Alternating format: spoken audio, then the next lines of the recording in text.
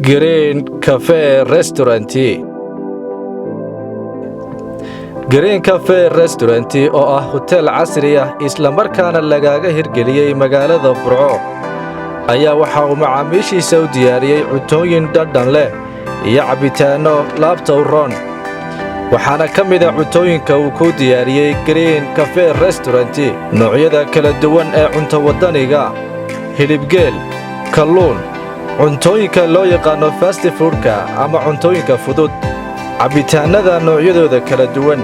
haddaba ha moogaan oo hore u gaadh Green Cafe Restaurant oo ku yaala agagarka Siroga Waraabe Cadde ama Baarsigo.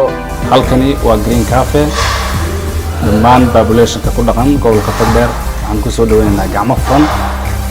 hotelkan waa hotel casri ah, waxa uu shaqeeyaa saddexda waqtiba, waxa uu sameeyaa quraacihii dhammaan wadaniga ahaa, wuxuu sameeyaa qadooyinkii sida hilibgeela, hilib ariga iyo kalluunka badda.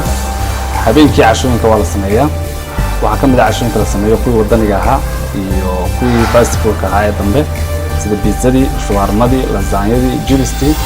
dhammaan dadweynaha ku dhaqan gobolka Togdheer waxaan ku soo dhaweynaynaa gacmo furan. waxaan leenahay welcome to the Green Cafe, goob diyaarsan oo nadiif ah, waqtigiina aad ku qaadan doontaan.